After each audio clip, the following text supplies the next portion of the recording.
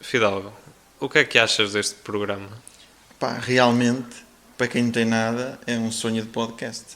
Eu com as calças do meu pai sou um homem, moço. Vamos ver amanhã.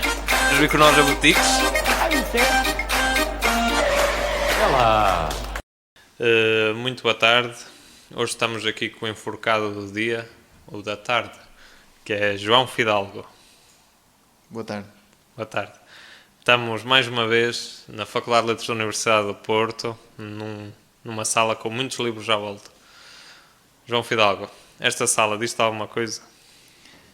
Esta sala recorda-me bastante trabalho, muita dedicação e também muita farra. Não aqui, mas a partir daqui e de tudo o que ela significa, não é, para nós, estudantes de História, para nós, estudantes do associativismo, acho que é uma sala, é das minhas salas preferidas, podemos dizer assim. Muito bem. Antes de entrarmos na tua vida académica e no teu percurso, vamos falar sobre quem é o João Fidalgo. Onde é que nasceste? Quantos anos tens? Ora bem, o João Fidalgo tem 24 anos, é de Amarante, mais concretamente Figueiró Santiago. E pronto, olha, não há muito a dizer, vivi em Figueiró toda a minha vida, só deixei de estar lá quando vim para a faculdade, em 2015, e pronto, e vivi no Porto até 2019, depois voltei para Figueiró, onde estou ainda, e sinto muito a minha terra. Gostas muito da tua terra? Claro que sim. Acho que todos nós gostamos muito da nossa terra, mas agentes de Amarante são bairristas e pronto, não, quem ataca a nossa terra ataca a nossa própria pessoa. Sim, senhor, eu também acho que sim. Fizeste o teu percurso, a tua escola secundária em Amarante, suponho? Externato Vilamián, Externato Vilamián. uma escola do ensino privado e cooperativo, mas com contrato de associação. Pronto, não há escolas ali escolas públicas ali na região e portanto é a única solução, uma escola fantástica, pronto, que me deu uma formação muito boa para o futuro. Muito bem. E como é que depois decidiste vir para a Faculdade de Letras? Como é que decidiste tirar a licenciatura em História? Ora, eu até ao 10º ano eu não tinha ideia daquilo que queria. É claro, eu tinha ideia daquilo que eu gostava mais. E também vou ser sincero, eu não desgosto de nenhuma ciência ou de nenhuma área. Eu gosto de conhecer, gosto de saber sobre ciência, de física, de química, gosto de saber sobre todas essas coisas. Agora, uma coisa é saber, outra coisa é entregarmos a nossa vida a isso. Claro. E eu sabia que as humanidades, as ciências sociais eram o caminho. Agora, se era a história, dificilmente eu tinha essa ideia. Agora, depois com o secundário, muito também devido a um professor que tive, pronto, o único professor que tive de História no secundário, chama-se Alfredo, pronto, acaba por ser a pessoa que inspira a vir para a licenciatura em História e depois para o passo seguinte, que será o mestrado em Ensino também. É aquela história que acontece a toda a gente, não é? Ninguém vem para a História só porque sim ou porque se lembrou, não. Há sempre alguém que, seja um familiar, seja um professor, seja alguém na televisão, que que nos inspira a seguir este caminho. E pronto, no meu caso foi o meu professor de secundário, que é uma pessoa excelente. E no caso disso, avançando, eu sou professor. Uhum. Eu, se for metade do que ele foi, eu considerarei-me um professor de topo. Achas que os professores ainda têm um grande impacto ou um grande peso na decisão dos estudantes no caminho que eles querem seguir? Achas que ainda têm essa capacidade de inspiração nos alunos? Claro que sim, claro que sim. Sobretudo se estivermos a falar de um meio como o meu, que é um meio, não vamos dizer que é desfavorecido, mas também não é favorecido. E, portanto, tu tens famílias muito humildes. Tens famílias com empregos ditos, e agora, entre aspas, normais. É difícil tu encontrares um casal de licenciados que tenham um filho a estudar e que consigam indicar-lhe um caminho. Normalmente, pronto, é sempre atrás daquilo que foram os pais. Agora, inspirar para um curso superior, para uma área, acho que sim. Os professores continuam a ter essa força, continuam a ter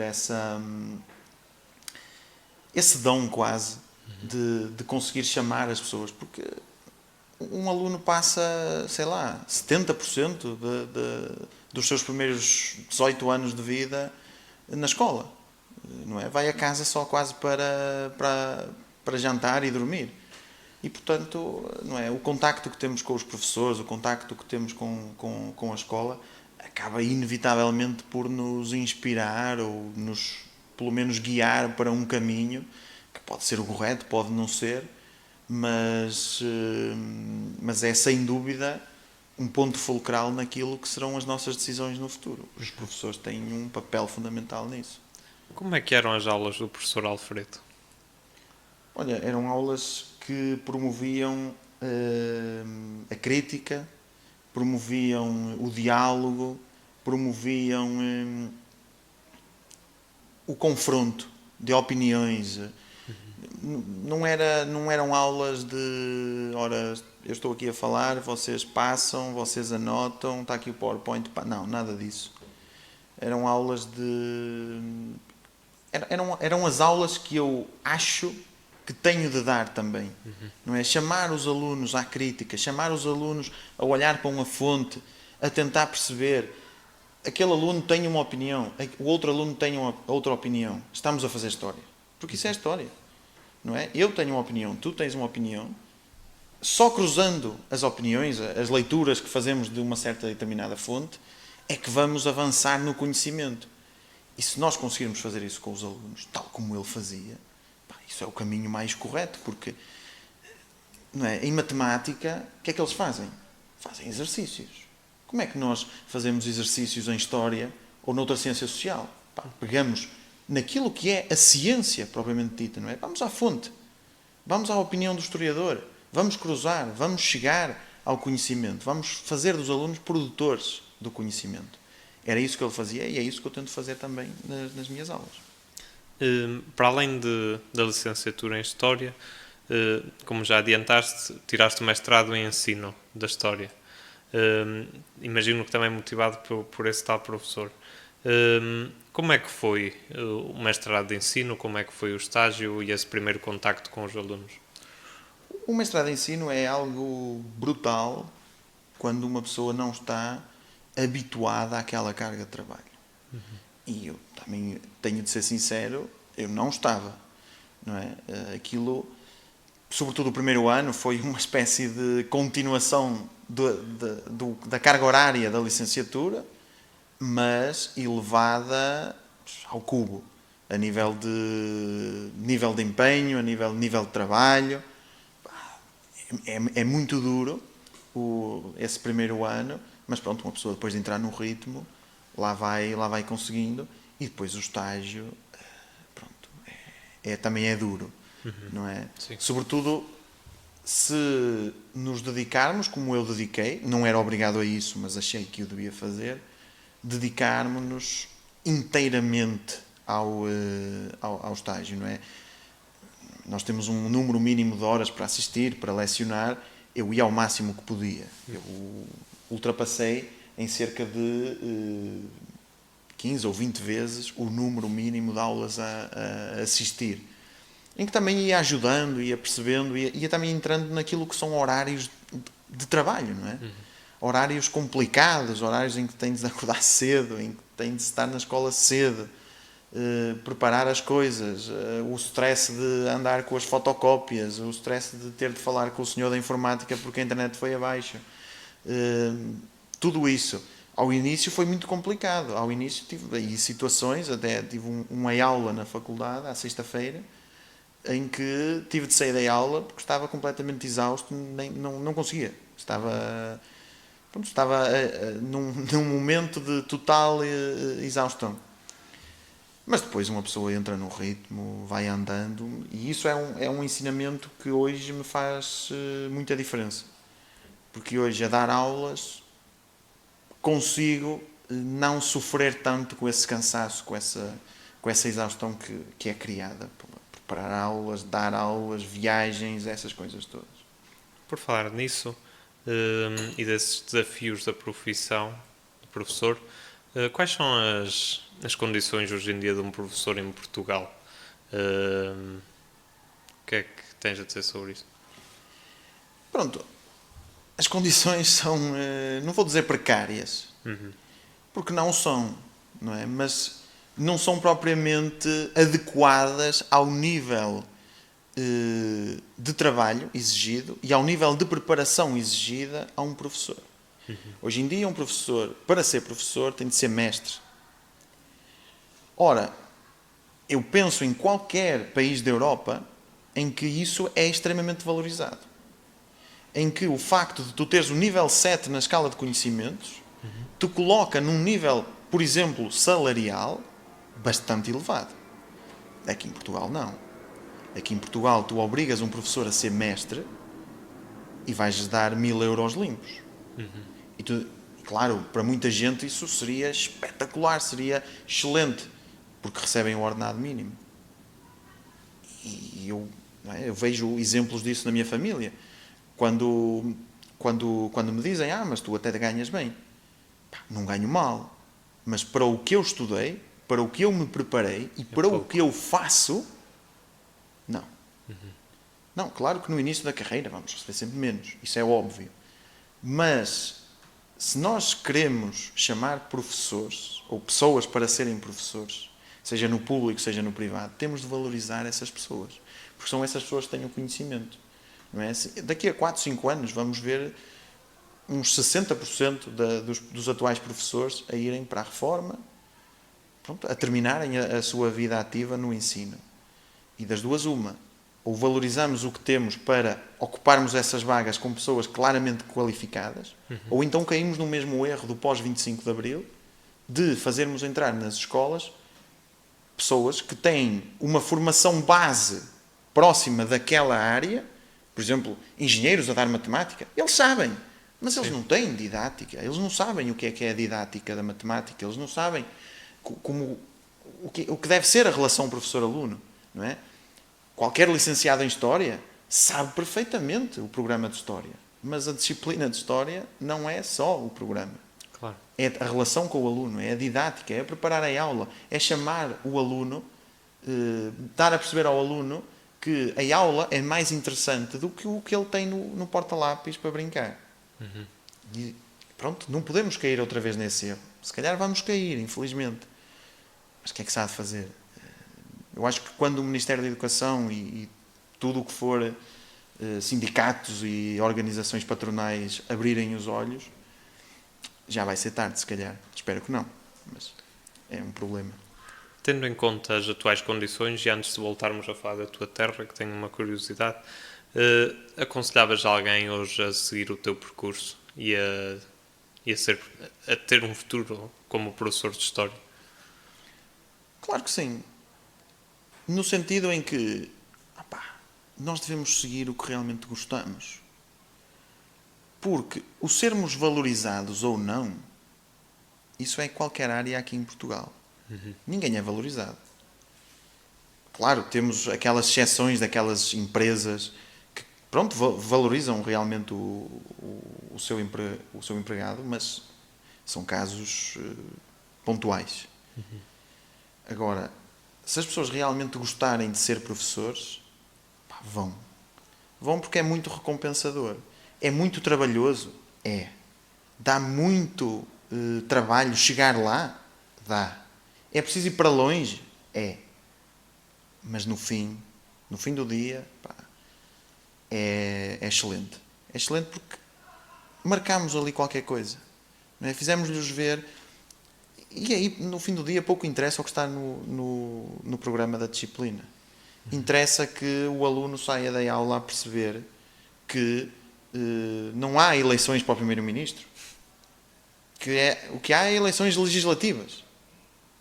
Que o que interessa é o aluno sair da aula e perceber que o caso dos refugiados não é algo de hoje em dia. e perceber que nos anos 60 os portugueses tiveram o mesmo destino em França e que viviam em bairros de lata. São essas pequenas coisas. São essas coisas que nos tornam bons cidadãos e é isso que as aulas de História nos dão. Porque os conteúdos, para ser sincero, não é o mais importante. É realmente tornar o aluno num cidadão de qualidade. E para isso, tem de haver bons professores. E só há bons professores se eles gostarem do que estão a fazer. Por isso, se realmente gostam, vão, que é a melhor profissão do mundo. No fundo, é enraizar os cidadãos de hoje, os jovens de hoje, no contexto histórico de onde eles têm origem, de onde tem origem a sociedade onde eles vivem. Exatamente. Todos nós sabemos, a história é uma teia. Não é uma linha temporal. E, portanto, é preciso ligar esses pontos. E é o professor de História que os vai ligar. Não são os documentários de cada um na televisão, nem palestras onde ninguém vai. Vai ser o professor de História. Claro. E quando digo professor de História, digo professor de Geografia, professor de Filosofia, que vão ligar os pontos, vão ajudar o professor de História a ligar os pontos e a fazer perceber os alunos o mundo onde vivem hoje e a importância do passado para o mundo onde eles vivem. Há pouco falavas das competências pedagógicas, didáticas, que são exigidas aos professores do secundário. Para falar um bocadinho da licenciatura, porque passamos à frente disso, como foi a tua licenciatura em História e se achaste que os professores tinham essas competências? E para não estarmos aqui a apontar o dedo a ninguém, como é que achas que foi o curso em geral? E as condições de um estudante de licenciatura? Olha, é assim, a licenciatura, se nós olharmos na parte mais geral, é muito incompleta. É muito incompleta. O simples facto de não haver paleografia obrigatória, nem genealogia obrigatória, eu acho. O que é paleografia, só para quem não souber? É a ciência que estuda os documentos mais antigos. A escrita. Para pormos uma descrição mais ligeira, aquilo que é a escrita, o próprio suporte do documento, tudo isso. A genealogia, acho que aí toda a gente percebe. Não é? Por exemplo, só esse caso, não é? Que acontece no primeiro ano, em que temos de escolher uma ou outra, e quando as duas são importantíssimas, porque depois vamos chegar ao terceiro ano e fazer um seminário, e se fizermos em História Medieval, a paleografia vai aparecer. E se fizermos em qualquer uma das três épocas históricas, a genealogia pode nos dar jeito para fazer qualquer ligação familiar, se estivermos a tratar alguma figura mais importante, ou até não, uma figura mais anónima. E depois, por exemplo, na história contemporânea, não se tratam nem metade dos temas que se deveriam tratar. E claro, época moderna, época medieval também, mas época contemporânea que, por exemplo, no caso de quem vai para ensino, faz tanta falta, eu disse nem metade, mas se calhar nem um quarto daquilo que são os temas principais são abordados. Agora, se me perguntares assim, os professores têm tempo para isso? Também não. 3 anos é impossível. 3 anos em que há cadeiras semestrais, que não são semestres, são 3 meses de aulas, e depois ali uma avaliação e tal. Não têm tempo. Não têm tempo. E depois também não têm essas tais competências pedagógicas. É verdade que a maior parte não foi preparado para elas. Apesar de alguns terem sido professores no início da sua carreira, professores do ensino básico e secundário. Mas não há essa preocupação, ou pelo menos começa a aparecer agora, mas para esses professores não houve essa preparação. Claro que faz diferença depois naquilo que é a própria avaliação, naquilo que é a própria postura na sala de aula, não é? Tive imensos professores na licenciatura que eram aulas de 2 horas expositivas e mais nada. Ninguém aguenta, até é difícil de perceber como eles próprios aguentam a carga que aquilo é. É pesadíssimo. E depois, claro, vemos a primeira semana e a segunda a sala cheia e depois no final do semestre as 2, 3 filas da frente e mais nada. Claro. Acho que isso é um grave problema, mas pronto, não há também a fazer. Fidalgo, gostas de vinho tinto ou verde? vinho tinto verde só em último recurso. Uf, oh, não. Então, se agora, por exemplo, entrasse aí alguém com uma garrafa e te oferecesse um copo, tu não provavas? Dado que não há mais nada Sim. e realmente é o último recurso, claro. Então vá, mandem vir. Não, eu tenho aqui a garrafa à minha vez. Enquanto eu abro a garrafa, que isto é um. Eu acho que custou 50 cêntimos, mas porque eu sei que na tua terra há muito vinho verde e foi aqui uma sugestão do nosso produtor. Enquanto eu abro esta garrafa, fala-nos da tua vida. Atenção que eu não Ai. me responsabilizo pela qualidade do vinho. Certo, eu também não, felizmente. Fala-nos da tua vida académica fora das aulas, durante a licenciatura.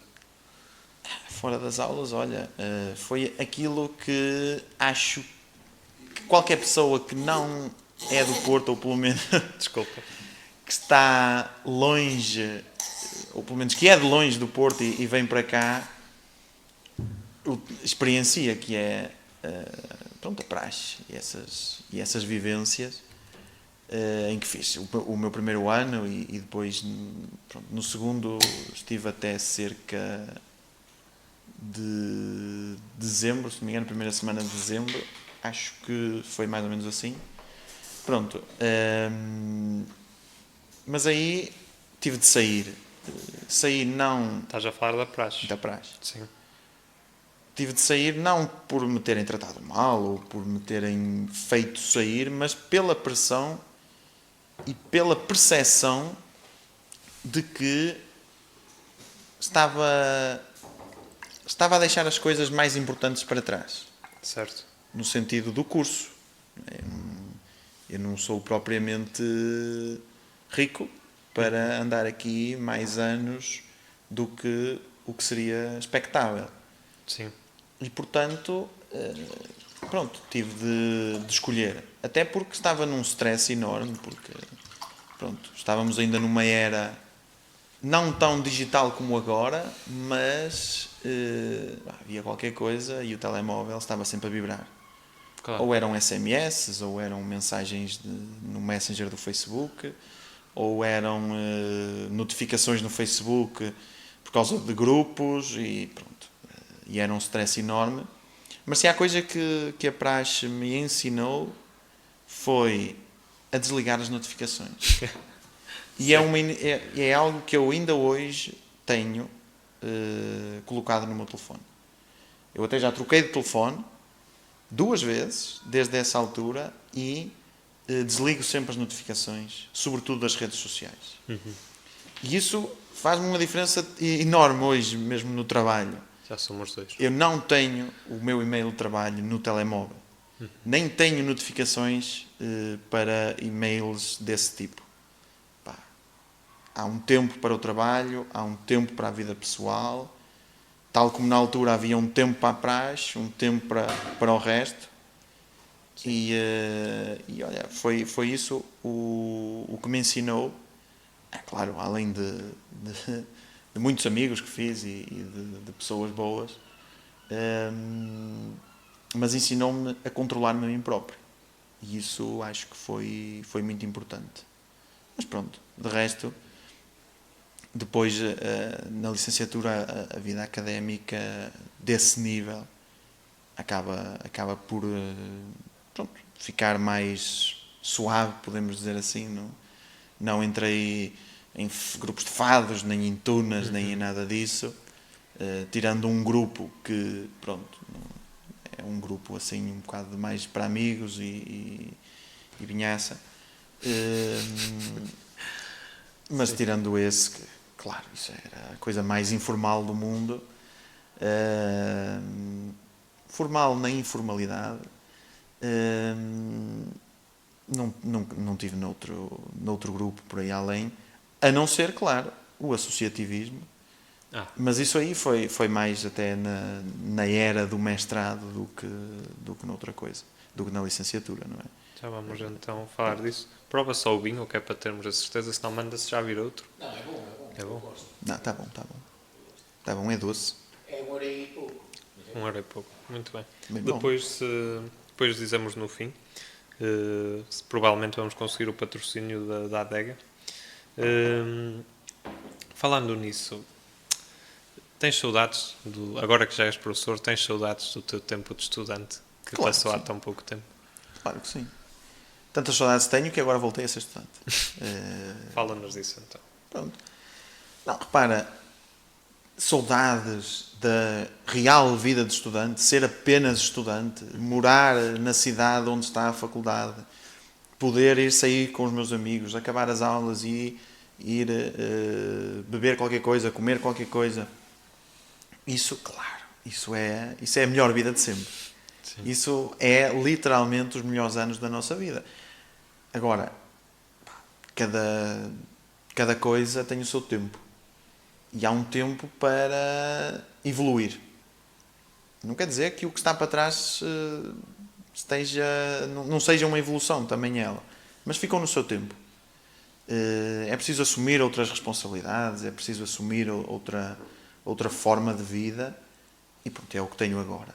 Agora, claro, acho que qualquer pessoa que tenha sido estudante será sempre um eterno estudante. Seja de que maneira for, seja da forma mais simples, de ler um livro em casa, analisar qualquer coisa por si próprio, seja continuar a sua formação. Eu estou agora no mestrado em História Contemporânea. Claro, aqueles que me conhecem dizem, ui, História Contemporânea, como é que ele foi parar ali? É um misto de vários motivos. Eu fiz o meu seminário na altura da licenciatura em História Medieval. Sempre gostei de História Medieval. Disse, inúmeras vezes inclusive, é que no final do mestrado em Ensino iria para o mestrado medieval, só que não é assim tão fácil. E eu adorava fazer isso. Adorava ir para o mestrado medieval. Tal como adorava o mestrado de História Contemporânea. Porque eu olho para a história como um todo. Eu detesto as divisões. Eu percebo-as, uso-as, porque são essenciais, não é? Temos de balizar as coisas. Mas a história, é um todo. E eu adoro a história medieval. Adoro a história moderna. E adoro a história contemporânea. E eu adoro fazer a investigação. Tenho grande tempo para isso? Não. Mas, é algo que eu gostava de fazer. E o mestrado de História Contemporânea juntou o gosto, a vontade e a oportunidade. Porque tenho aulas só 2 dias por semana, sendo um deles o sábado. Eu estando a trabalhar relativamente perto da faculdade, pelo menos para já, possibilita-me vir às aulas num desses dias, que é a sexta-feira, depois de ter pedido também à direção do colégio onde trabalho para poder fazer isso, e eles arranjarem-me o horário, e agradeço-lhes muito por isso. E pronto, foi um misto disso tudo, não é? O gosto pela história contemporânea, a motivação, o momento, a oportunidade.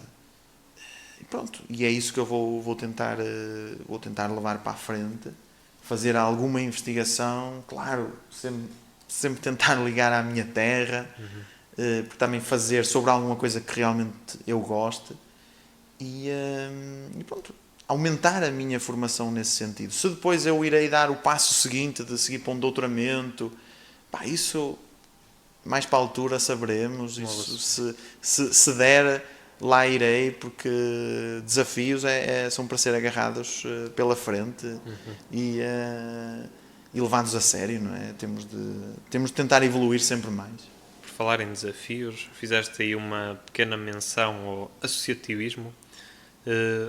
Integraste a alguma associação ou o que passou? Qual foi essa tua passagem pelo associativismo durante a faculdade? Ora, portanto, dividiu-se por vários cargos. E começando, não vou dizer uma hierarquia de importância, mas começando pelo mais próximo, que é a Comissão de Acompanhamento do Mestrado em Ensino. Portanto, não é? Estar junto com os professores. Sim, peço desculpa, telemóvel. Perceber o que os meus colegas tinham de necessidades, os problemas, e ter ali um meio de comunicação direto com a comissão científica com os professores do mestrado para tentar resolver problemas que iam aparecendo. Depois, o núcleo de história. Pronto, o núcleo, pronto, não é? E seguindo o volume, não é? A comissão de acompanhamento apenas o curso, o núcleo, pronto, com todos os cursos de história da faculdade, onde pudemos fazer atividades excelentes, como a exposição dos 100 anos da faculdade, um desafio enorme, mas que no fim lá apareceu feito e com muita qualidade, pelo menos da nossa parte. E pronto, foi um desafio também imenso, aí era da mesa da Assembleia.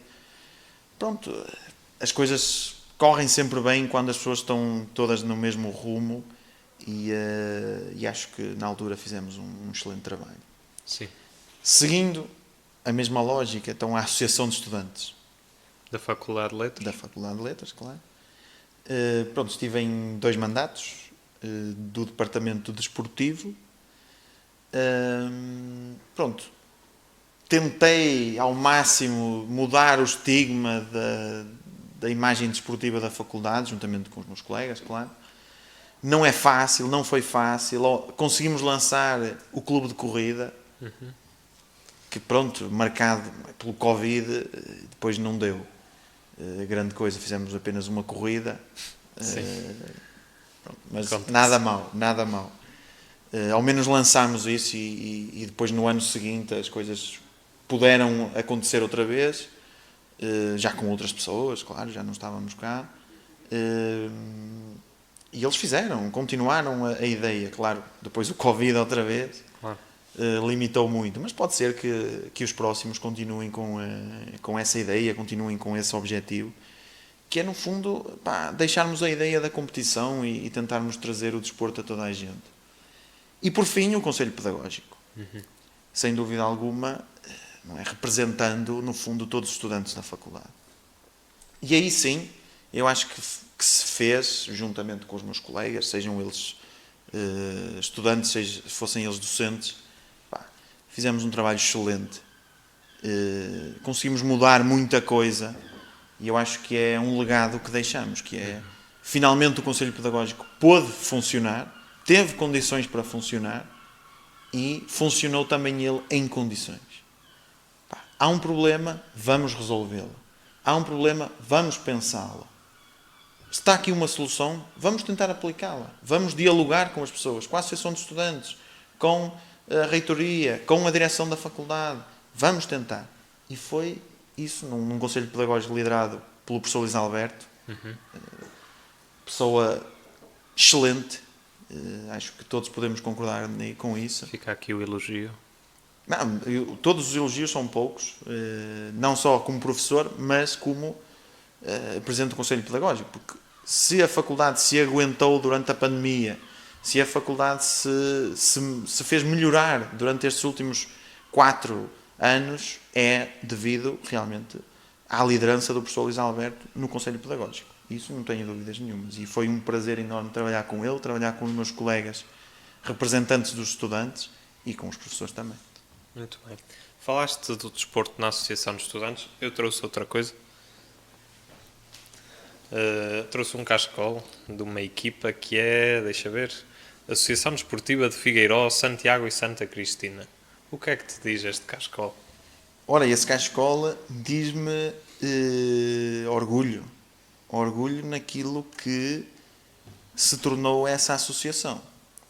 Porque essa associação, repara, eu nunca fiz parte da direção desta associação.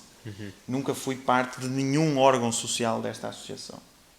Mas estou lá desde o dia, não do dia 1, mas desde o dia em que me chamaram, que lá estou, até hoje. Fiz parte, estou agora na 3ª equipa técnica.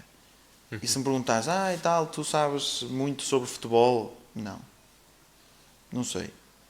Mas gosto da minha terra, gosto do clube da minha terra e, sobretudo, dizer uma coisa que é, eu só sou sócio de um clube, que é a Associação Desportiva de Figueiró, Santiago e Santa Cristina.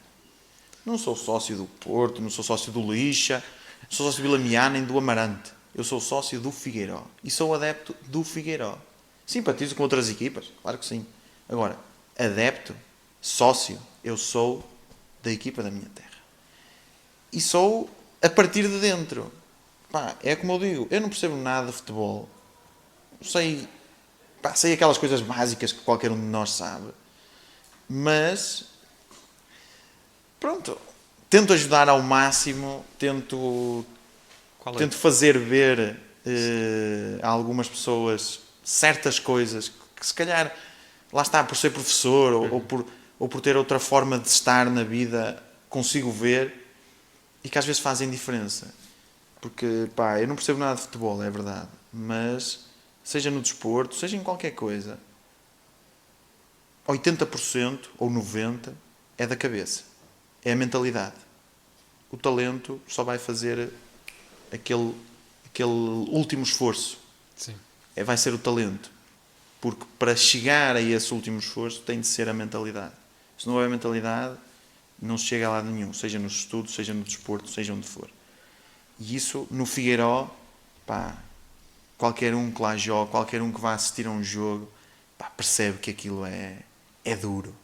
Percebe que é duro e que não há nada que faça este clube bregar. Porque é mesmo assim o espírito desta terra, de Figueiró. E pronto, não há muito mais a dizer. É um orgulho olhar para este símbolo aqui à minha frente. Tu és. Está lá a mentalidade, mas o clube só não está na primeira porque falta o talento. Não, o clube apareceu em 2018 para chegar à Primeira Liga, onde faltara uns séculos. Não, o clube milita na Fada, que é o futebol popular da Amarante. Nem sequer está na pirâmide do futebol nacional. Mas isso não importa. Porque o campo é de terra, o campo não tem as medidas mínimas, as balizas estão totalmente desalinhadas, o campo tem uma inclinação tremenda para cada uma das laterais, mas não interessa, porque quando entram 11 com esta camisola, pá, aquilo é... Pá, pode vir o Porto, pode vir o Benfica, pode vir o Sporting, que eles podem jogar melhor, mas não têm a mesma alma que nós. O Figueiró, eu ia fazer uma pergunta. És fã da Liga dos Últimos? Era. Já desapareceu há uns anos, mas sou muito fã da Liga dos Últimos. Porque isso é que é o desporto. Isso é que é o futebol. Pá, quero lá bem saber sobre o Estádio do Dragão, se está cheio com 50 mil pessoas, e se na bancada estão os políticos, e estão as altas figuras da cidade e as altas figuras da federação. Quero lá bem saber disso. O que é bonito é ir a um jogo da Distrital ou um jogo do futebol popular, onde as pessoas não estão lá a ganhar dinheiro, ou se tiverem é uma ninharia. Dá para pagar a gasolina. A meio do jogo comer uma boa bifana, não pagar o bilhete, estar lá, estar a falar com os amigos, pá, o clube da nossa terra, pá, o campo é de terra, pouco importa, pá. Ali é que se vê futebol a sério. Ali é que se vê o gosto. Não são pessoas que fazem daquilo a vida deles, não é? Não são profissionais. Estão ali por gosto. Não estou a dizer que os profissionais também não têm gosto, sim, mas não é a mesma coisa. Não é tão puro. E realmente o desporto, quando é amador, realmente amador, é puro. Pronto, claro, temos os outros problemas de porrada e essas coisas todas, mas... Que também fazem parte. Mas pronto, acaba por fazer parte. Lá está. São as pessoas que estão tão apegadas à sua terra. Não é? No futebol popular, são equipas que mais ou menos representam as suas freguesias. E depois as pessoas, claro, levam isso muito a peito e estão lá a animar. E eu acho que isso é que é o futebol. Isso é que é o futebol. Não a porrada, claro. Sim, mas sim. aquele estado puro de pessoas que realmente gostam de jogar futebol, estão a representar a sua terra. Isso é excelente. Isso é excelente. E a Liga dos Últimos mostrava muito isso. Claro que o grande objetivo era mostrar os cromos que apareciam e eram muitos. E vamos a qualquer campo de futebol popular ou futebol distrital, há muitos cromos. Mas o jogo, o convívio no fim, o convívio no intervalo, Pá, as pessoas quase que se matam durante o jogo, mas no fim estão todas no bar a comer e a beber, e é espetacular para as associações. Eu dou um exemplo, claro que nunca deu na Liga dos Últimos o Figueiró, mas eu dou um exemplo. Jogávamos na segunda divisão da Fada, na segunda divisão do Conselho da Amarante, e fomos a um campo lá para a Serra do Marão. Serra do Marão, por acaso não sei bem se fica na Serra do Marão, mas Sim. fica num ambiente muito mais rural do que o resto da Amarante, em que a senhora do bar nunca na vida pensava que ia lá tanta gente, e aos 15 minutos de jogo já não tinha bifanas. Portanto, em que tiveram de ir buscar mais e que tiveram de tentar de outra maneira, assantes de queijo e fiambre. A cerveja aguentou-se? A cerveja dificilmente se aguenta nos jogos do Figueiró. Dou outro exemplo. Além das duas divisões, há uma taça do Conselho e agora já me lembro, ia dizer meia final, mas não foi. Foi nos quartos de final ou nos oitavos de final, em que fomos jogar uma freguesia que se chama Abuim, em que a senhora do bar teve de ir 4 vezes ao Pingo Doce buscar cerveja. Também o jogo foi até penaltis. Portanto, levou muito para a frente. Mas pronto, é isso mesmo. É o convívio, é as associações que ganham, é a festa no fim, é ninguém ficar zangado com ninguém. Pá, eu acho que isso é que é o futebol, acho que isso é que é o desporto. Isso é que deve ser o espírito desportivo cá em Portugal. Claro, os profissionais têm o seu lugar, têm a sua importância, mas se não for essa base, se não existir essa base, pá, o resto não anda. Continuando aqui no desporto, eu já estou aqui a arriscar pontos do guardanapo. O ciclismo. Eu sei que tu és um fã, um admirador da modalidade. Explica-me o ciclismo. Ora bem, o ciclismo é o desporto do povo. Podem vir com o que quiserem do futebol, e eu estou ligado ao futebol na mesma. Mas o desporto do povo não é o futebol. O desporto do povo é o ciclismo. É o desporto que passa à frente da porta das pessoas. É o ciclismo que passa a 2 centímetros das pessoas. É no ciclismo que as pessoas conseguem ter o contacto mais próximo com o atleta. É no ciclismo que as pessoas no final passa a etapa e está um bidão no chão e as pessoas guardam aquilo religiosamente. Apesar de ter estado na boca de sabem lá bem quem. É algo mágico. É algo que nós vamos a uma etapa de montanha e vemos milhares de pessoas. Umas adoram ciclismo, outras só foram para a festa, outras pronto, nem achavam que iam lá parar naquele dia e acabaram lá. E passa o ciclista, passa o primeiro e é uma festa enorme, passa o pelotão, é uma festa enorme, passa o último, é uma festa ainda maior. E isso é que é o bonito do ciclismo. Seja na vertente profissional, naquilo que nós conhecemos da Volta a Portugal, dos grandes prémios, do Jornal Notícias, do Jornal O Jogo, essas coisas todas, seja nas provas amadoras. Eu há 15 dias participei num Gran Fondo, uma prova amadora. Ninguém da terra, que foi em Monção e em Melgaço, ninguém daquelas terras conhecia quem lá estava a correr. Ninguém me conhecia a mim. Eu levei aplausos, as pessoas deram-me força. Eu nunca tinha visto aquelas pessoas na minha vida. Elas nunca me viram a mim. Provavelmente nunca nos vamos ver outra vez. Mas elas apoiaram-me. Elas deram-me força. E é isso que é o bonito do ciclismo. Seja no ramo mais profissional, seja nos amadores. É o esforço máximo que um atleta pode fazer. Subir uma montanha, fazer um desafio, sei lá, ir até Santiago de Compostela, ir até Fátima. Claro, as pessoas que vão a pé fazem um esforço tremendo. Mas não vão a fazer desporto no sentido que o ciclista vai. Isto é só um exemplo. Não é? O ciclista, quando se propõe subir a Serra da Estrela ou a Senhor da Graça, vai fazer um esforço tremendo. Vai ir para lá das suas próprias capacidades, por muito treinado que esteja. E isso é algo que apaixona qualquer um. não é? Nós estamos a falar hoje no dia 4. Ontem, 4 de outubro, exatamente. dia 3, foi o Paris-Roubaix. Uma enorme prova, um monumento do ciclismo. Pá, em que chovia, estava lama. É uma prova que se corre em paralelos que não são como os daqui de Portugal. São alguns caminhos usados na Primeira Guerra Mundial. E essa prova é excelente. Eu acho que qualquer pessoa queira ver o que é a essência do ciclismo, o que é que as pessoas, porque é que as pessoas ficam apaixonadas pelo ciclismo, que veja o Paris-Roubaix. São horas e horas. E é um esforço tremendo. Uma pessoa vê, estava a chover, muita lama. Uma pessoa vê a felicidade, o alívio, o choro do atleta que ganhou. Ele atira a bicicleta para o chão, começa a gritar, começa a chorar, a cara cheia de lama, e só se vê as lágrimas a molhar a terra que ele tem na cara. Isso é inigualável. Não há outro desporto no mundo que crie estas emoções, que faça sentir desta forma.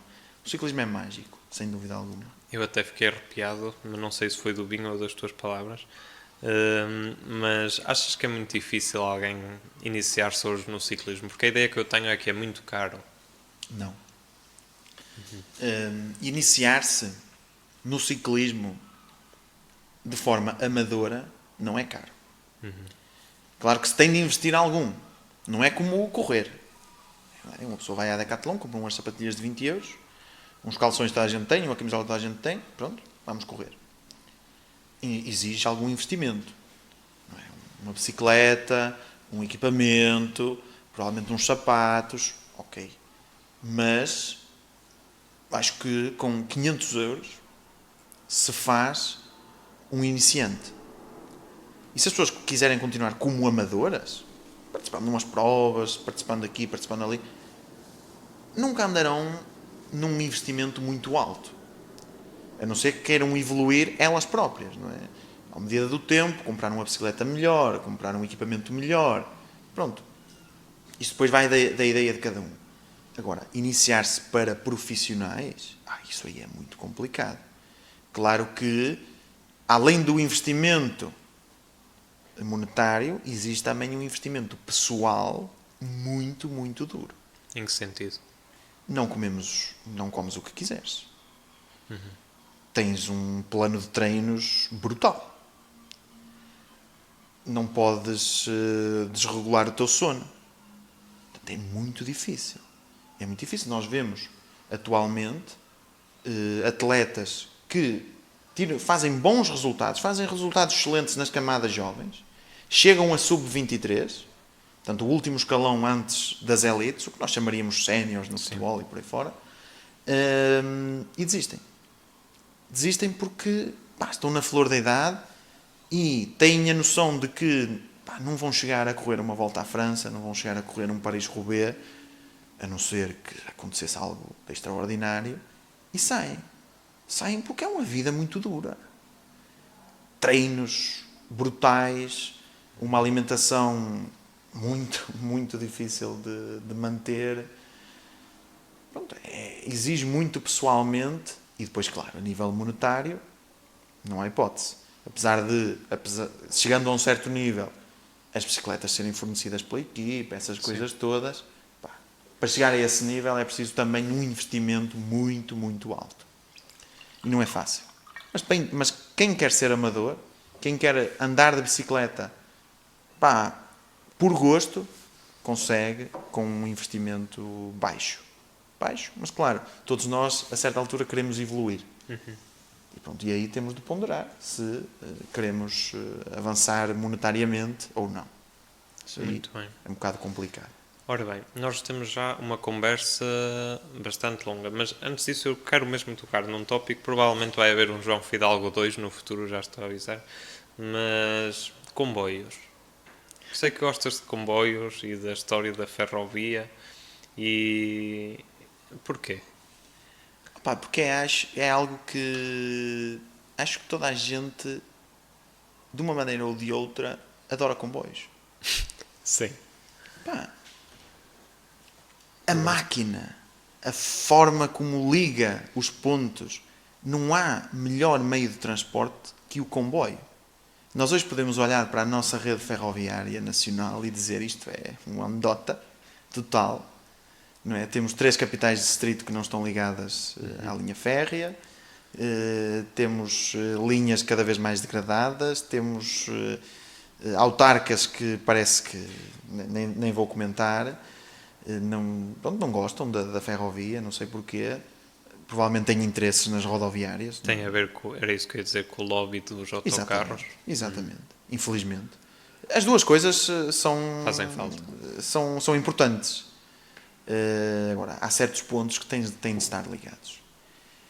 E pronto, eu gosto porque, desde pequeno, eu adoro comboios.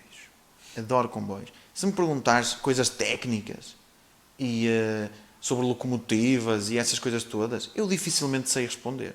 Agora, eu gosto de olhar, mesmo como um fã daquilo. Eu ainda há um mês e meio, fui ver o primeiro teste das novas carruagens Arco. Foi de propósito à linha do Minho ver. Porque gosto. Não há outra razão. É algo que me fascina. Encontrei lá um ferroviário, um senhor que trabalhava nas oficinas, em Guifões, e ele disse: se gosta tanto, porque é que nunca concorreu para qualquer cargo na CP?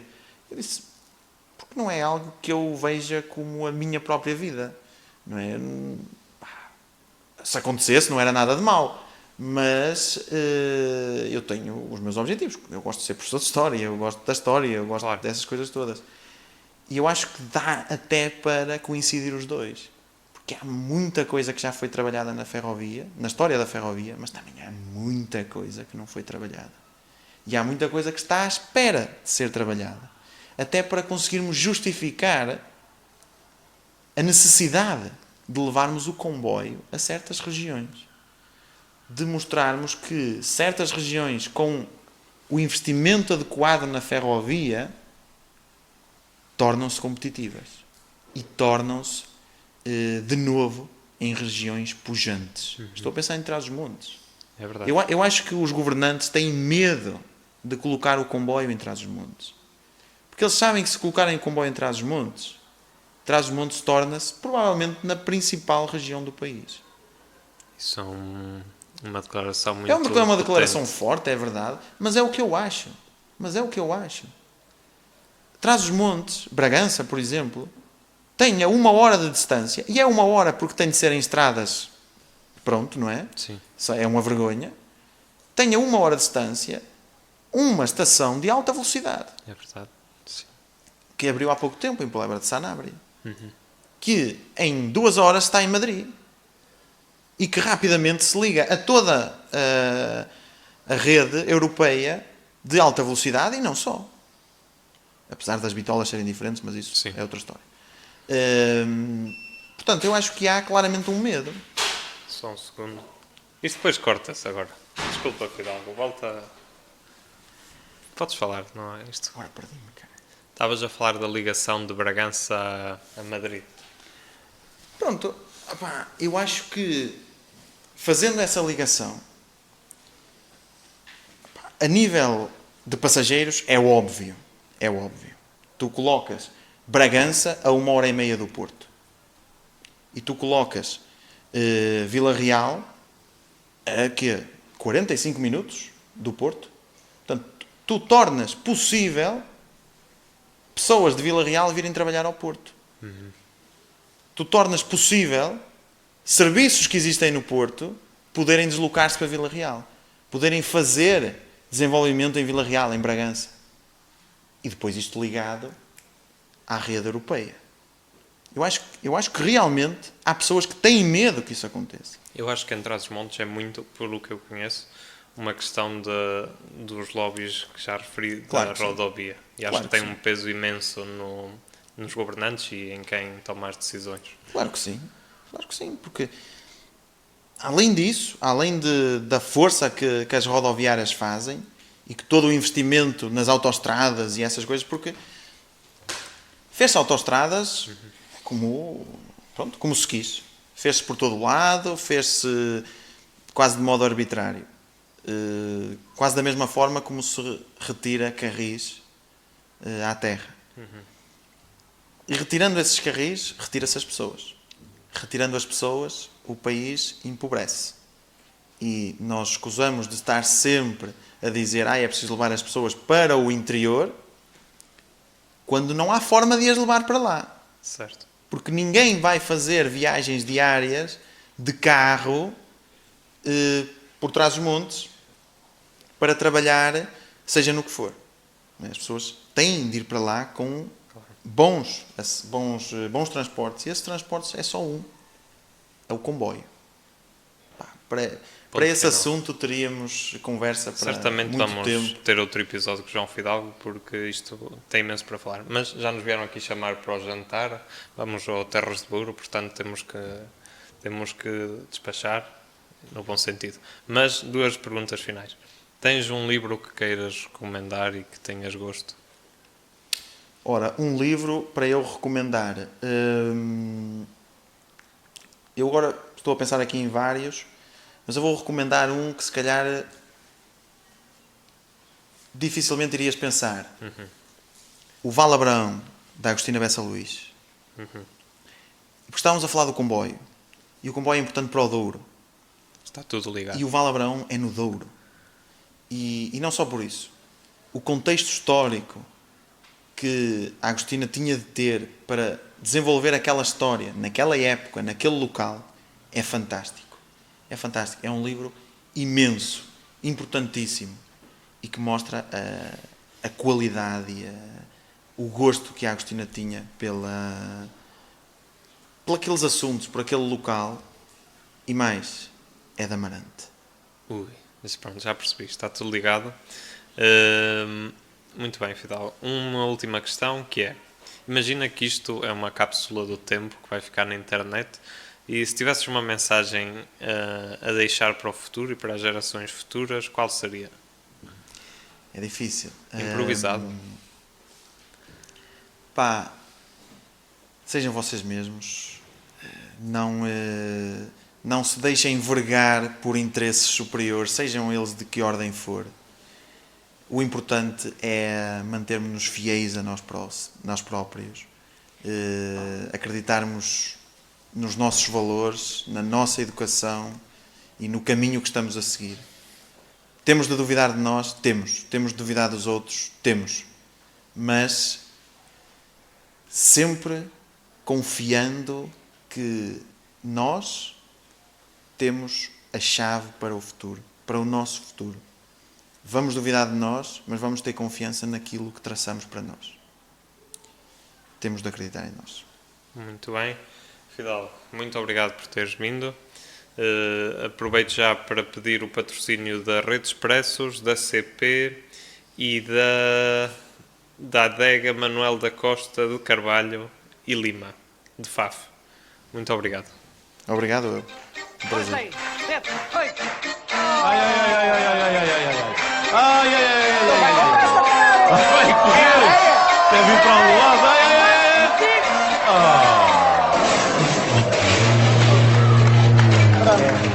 Já foi. Já foste.